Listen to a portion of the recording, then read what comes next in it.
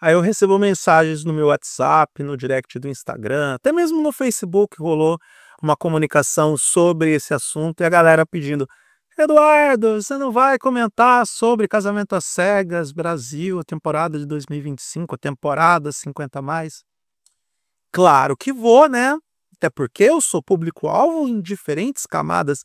E antes mesmo de começar a dar as minhas opiniões e pitacos sobre talvez o melhor reality do ano no Brasil, eu quero deixar bem claro que esse vídeo não é um hate pra galera mais velha. Até porque eu tô entrando nessa faixa etária. Eu tenho 46 anos de idade. Então, daqui a 4 anos, na próxima Copa do Mundo, eu posso ser o próximo a participar de Casamento às Cegas.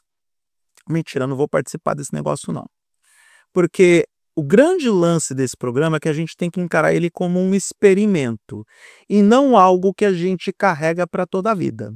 Porque para as pessoas que entendem que vão encontrar o grande amor da vida depois dos 50 em um experimento que dura 2 meses, eu sinto muito, mas é terapia, é começar a assistir um pouco mais de filmes que não sejam comédias românticas da própria Netflix, ler um pouco. Acho que o brasileiro está precisando ler, está faltando leitura para diversos campos da vida. Então, eu sou uma pessoa que sempre deixei muito claro que eu sou interessado por mulheres mais velhas. E, ao longo da minha vida, eu conheci mulheres maduras que eram conscientes, racionais, mais pé no chão, com espírito livre, como algumas das que se apresentaram no Casamento às Cegas são. Então, por escolha própria e por vontade, com certeza eu escolheria uma mulher mais velha. Mas não alguns perfis que se apresentaram nesse Casamento às Cegas, que foi de um escopo de 50 até 70 anos. Isso deixou a dinâmica do programa mais interessante, porque não foi totalmente deslocado para, sei lá, 60 a mais, e deu uma janela de pelo menos 2 gerações para a gente analisar, inclusive, as diferenças dentro dessas gerações. E também para descobrir que e aí eu, de novo, eu falo que parte do problema está na minha geração também, tá? Nós não aprendemos nada, pelo contrário, nós aprendemos a ter os mesmos ranços e preconceitos que as gerações anteriores tinham, que a gente criticava na época que existiam essa coisa de etarismo, preconceito pela estética, preconceito por religião, pela, pela questão econômica, enfim, tudo aquilo que a gente prometeu que seria melhor, nós não fomos, e quem está na faixa dos 60, 70 anos está mostrando uma certa imaturidade que não é compatível com essa faixa etária. A galera que dizer que no meu tempo que era bom e nós somos muito mais responsáveis do que a geração Z, olha, entregou um potencial de cagada que e isso que tornou esse reality maravilhoso, tá? Eu confesso que eu não era audiência do Casamento às Cegas e acredito em todo mundo que fala que essa foi a melhor temporada. Eu não vou ver as outras. Eu não vou ver as outras porque a dinâmica, quando é de 50 a mais, é bem mais interessante, justamente por mostrar os contrastes do discurso com a realidade prática. Insisto, essa mesma geração, que em partes é a minha, que vivia dizendo que era mais equilibrada, que era mais pé no chão, que era mais racional, que sabia o que estava fazendo, que não ia repetir o modelo de relacionamento das gerações anteriores, é essa mesma geração que abandona o fulano no altar, que acha que a mulher está mentindo apenas e tão somente porque tinha uma informação privilegiada, ou, pasmem, na cara dura fica dando em cima da mulher do coleguinha e que vai ficar ali insistindo para ter a mulher do colega e chama de amigo. Chama de amigo. Cara, eu pagaria por um spin-off. Eu vou tentar não falar muitos nomes de participantes aqui, só para evitar os processos. Porque a fulana lá que largou o cara no altar, porque ela não podia passar pela humilhação de receber ou não, mas ele, em ser deixado no altar, podia. Tá de boa você fazer com que o outro viva um momento extremamente constrangedor com a audiência nacional. Agora, você, nossa, alecrim dourado, você não pode passar pela humilhação da rejeição, mesmo sabendo que o experimento tinha como possibilidade de resultado final ouvir o não, mas você, alecrim dourado, não pode passar por isso. Fez o cara lá de paspalho usar amarelo como terno de casamento. A cor é bonita, ficou bacana nele, mas é um monte de imposições que não se pagam por tanta empolgação, não se pagam por tanta empolgação. Então, é um ápice de imaturidade, o ápice de inconsequência, e depois fica arrependida, fazendo stalker com o cara, perseguindo o cara, ligando para todo mundo, usando o telefone da filha para ligar para parente, para ligar para ele, porque largou no altar e depois não só se arrependeu, mas queria saber o que o cara estava pensando, por que ele não deu resposta nenhuma para a carta dela. Eu, no lugar dele, eu também não ia ler a carta dela, não. Quis me largar, quis me deixar passando por essa vergonha e humilhação. Eu nem tenho que te dar satisfação do que eu vou fazer da minha vida depois disso. Dizem que a ideia dela de não comparecer ao casamento aconteceu dias antes, porque algumas das convidadas dela no casamento receberam informação de que não haveria casamento, então foram desconvidados.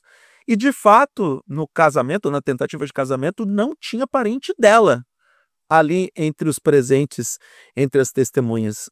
E aí é meio problemático da Netflix editar o programa daquela forma, porque meio que já estava na cara quando você sabe o contexto do todo, e aí só para quem não viu vídeos na internet ou para quem não leu nada a respeito do assunto é que teve o talvez efeito surpresa no final da temporada.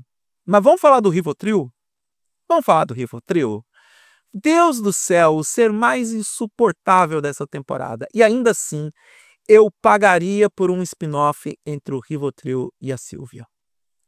Eu pagaria. A Netflix tem que colocar no ar os 5 dias que eles ficaram ali em Trancoso, que o Rivotril que se dizia o meninão, que tinha... Cara, eu já vi esse discurso acontecendo em algum lugar. Ele dizendo que tinha fôlego de atleta, que ele era um atleta de alcova, que com ele não ia faltar fartura e felicidade.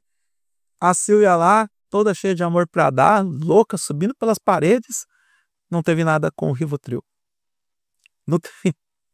Ela não teve nem motivo para tomar Rivotril. Na verdade, ela teve motivo para tomar Rivotril, mas não tomar do Rivotril, se é que vocês me entendem. É meio ambíguo o sentimento que a gente tem pelo Rivotril, porque ele era o participante mais insuportável da temporada e, ao mesmo tempo, aquele que a gente mais queria assistir.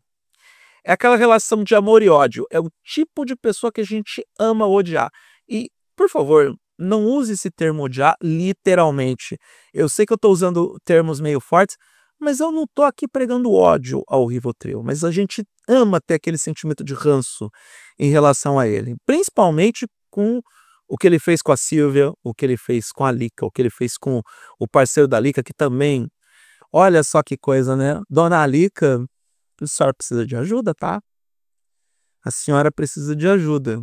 E como é bizarro, né? Porque é um reality que se valia das afinidades, que deslocavam os participantes da ideia da estética, do estereótipo da estética, porque o objetivo do experimento era que você se apaixonasse ou se envolvesse emocionalmente com aquela pessoa que demonstrava ter um perfil mais compatível, que demonstrava ter uma visão de mundo mais aberta, ter valores alinhados e compatíveis com o seu. E aí não entra, obviamente, o corpo bonito, o corpo sarado. E no final das contas, eles se apegaram à questão estética, porque... eu já volto na lista, tá? Porque teve lá o cara que parece que veio de Woodstock, chegou semana passada, ele veio a pé de Woodstock, o meninão que fica usando correntão e pingente, sabe? Tem cara de headbanger que anda de moto o tempo todo, que ele dispensou a Luciana, Deus do céu, um amor de pessoa, apenas porque a Luciana não seguiu os padrões estéticos dele. Sendo que o cara, esteticamente falando, era um atropelamento na Via Dutra. Ele não era bonito. Tudo bem, beleza é algo subjetivo, estética também, mas ele não era um homem bonito. Bonito era o cara que a Lika escolheu, né? Ele realmente, a Lika pegou o cara mais bonito da temporada, mas, de certo modo, a Lika não soube aproveitar aquilo que o cara tinha a oferecer, e é uma mulher com mais de 50 anos. De novo, idade não é sinônimo de maturidade, tá? Tem muita gente com 50, 60, 70, 80 anos que não é pé no chão. Não só não é pé no chão, como também tem uma enorme dificuldade em reconhecer o afeto do outro, em aceitar o afeto do outro, porque por entender que já viveu uma vida inteira de frustrações, decepções e sofrimento, acredita que agora quer estabelecer as bases e as regras de tudo o que quer viver dentro de um relacionamento afetivo sem combinar com o outro. E aí a coisa fica meio complicada. Acaba ignorando os gestos de carinho do outro, os gestos de atenção, de respeito, e idealiza um relacionamento que só existe na cabeça da pessoa.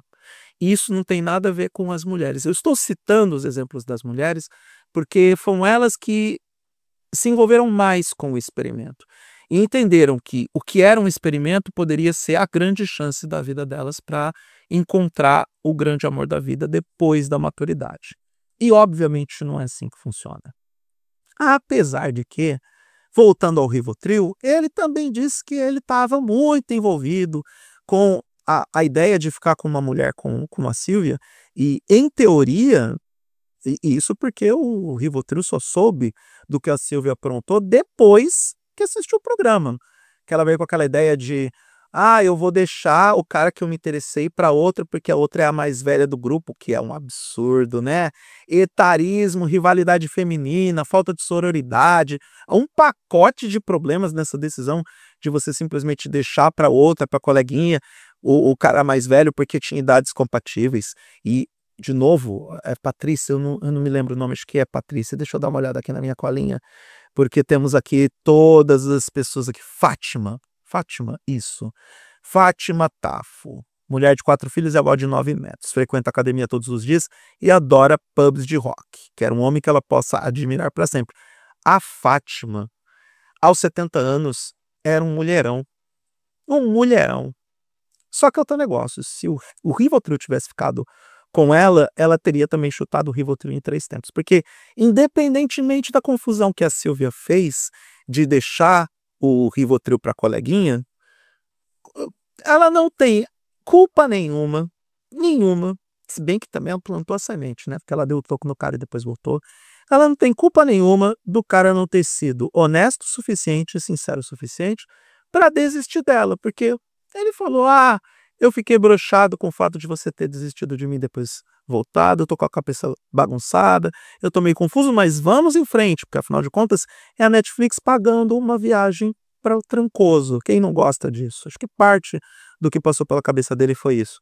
E aí quando ele se encontrou com a Sílvia, ele não curtiu a Sílvia, porque talvez a Sílvia não fosse o suficiente para ele. Ele deu a entender isso, que a Sílvia não era o suficiente para ele.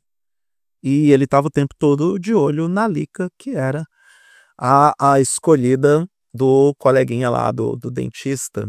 Oh, meu Deus do céu. Eu tenho aqui a cola dos nomes, mas eu não quero ficar travando o vídeo por conta disso.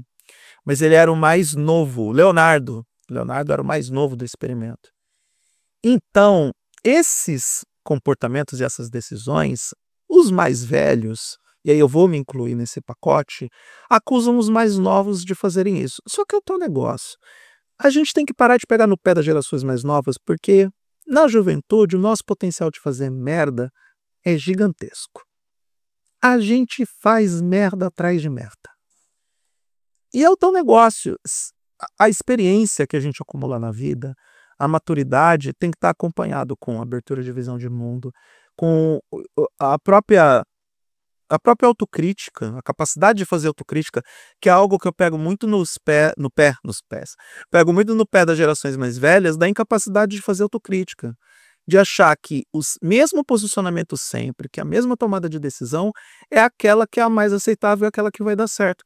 E não consegue perceber que quando os efeitos práticos são os mesmos, significa que está dando errado, que você tem que mudar de rota, que você tem que reavaliar os seus conhecimentos e seus procedimentos, a sua forma de proceder e de conduzir em relação a determinadas situações e mudar a rota enquanto ainda é tempo.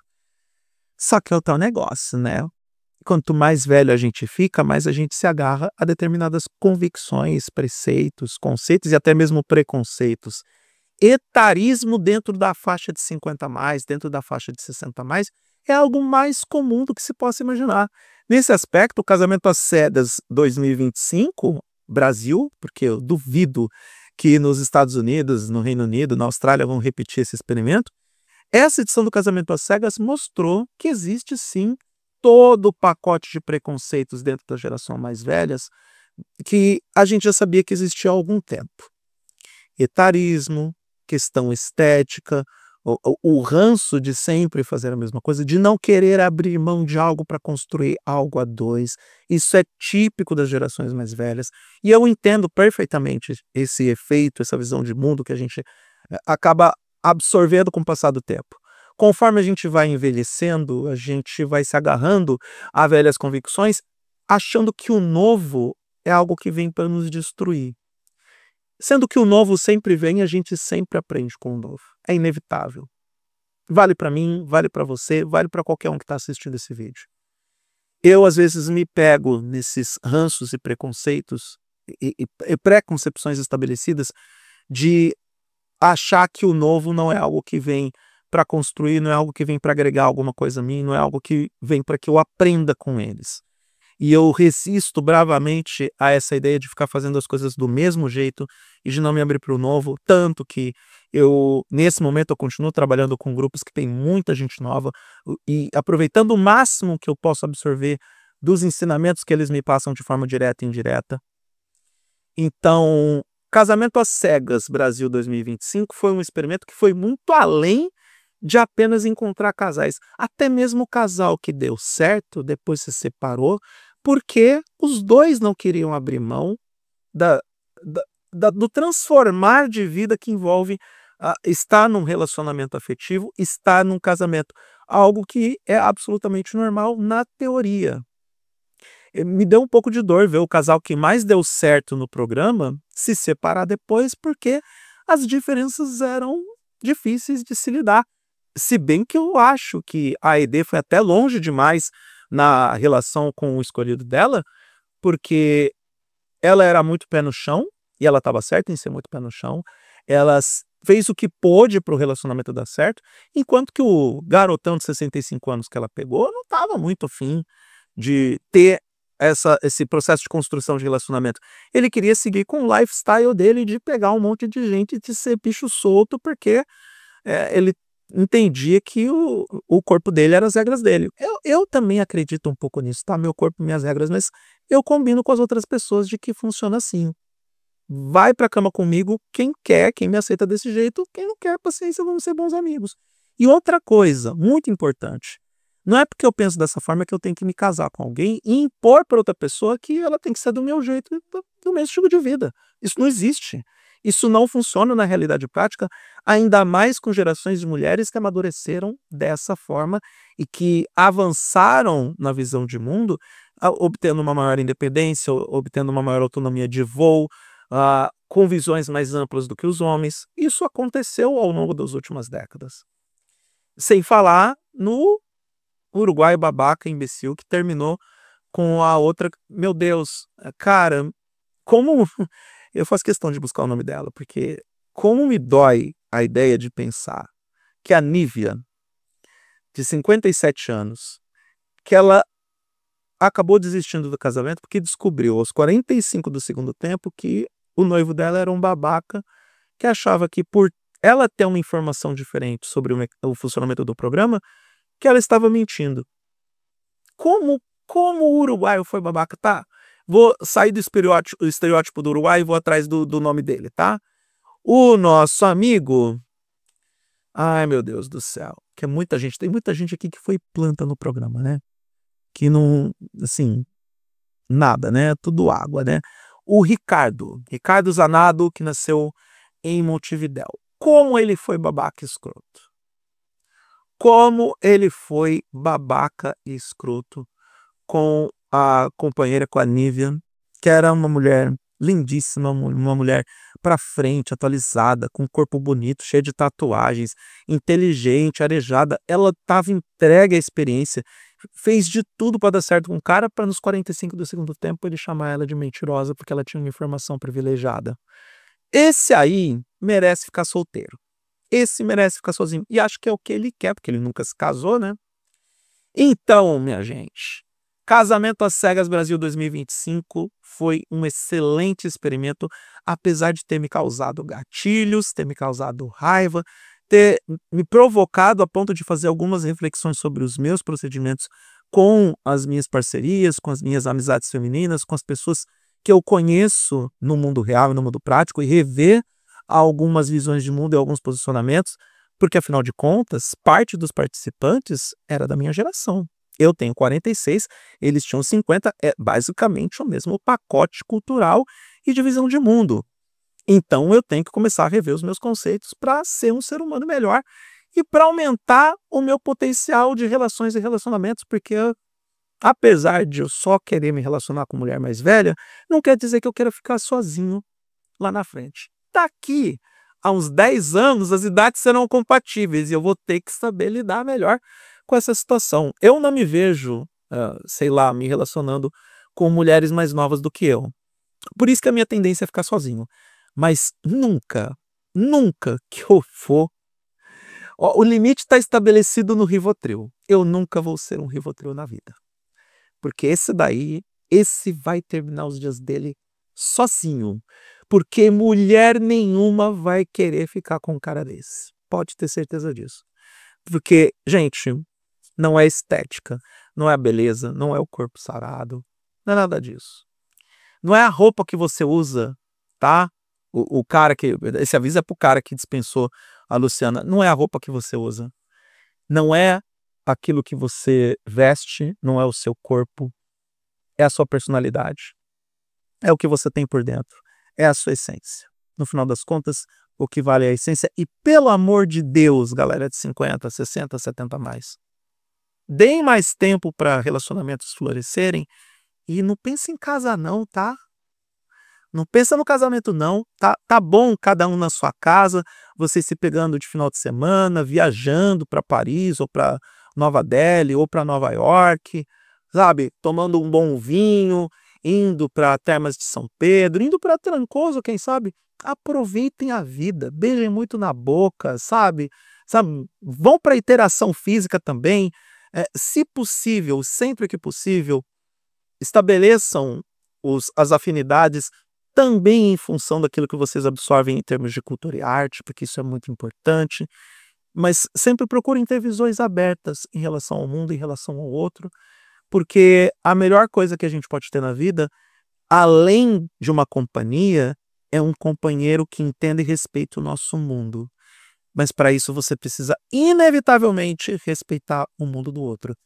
E é o tal negócio, quanto mais velhos nós ficamos, menos propensos a abrir espaço para que o outro entre no nosso mundo, que o outro nos modifique para que possamos ser pessoas melhores e mais ventiladas, essas possibilidades vão diminuindo e esse é o grande desafio que nós temos ao envelhecer, de ter visões mais amplas para que possamos ser pessoas melhores, mais sociáveis e estabelecendo laços mais sólidos com aquelas pessoas que são diferentes de nós, que pensam diferente de nós, mas que entram no nosso mundo para completar a nossa essência, a nossa visão de mundo e oferecer novas perspectivas para que possamos ser genuinamente felizes. Nossa, eu terminei esse vídeo como se fosse, sei lá, o Portela, o Mário Portela, sei lá o nome lá do coach. Então, enfim, ficou meio marçal esse final de vídeo, né? Eu vou deixar assim mesmo. Ficou bonitinho. Palavras de sabedoria de um cara que virou quase coach num vídeo sobre casamento às cegas.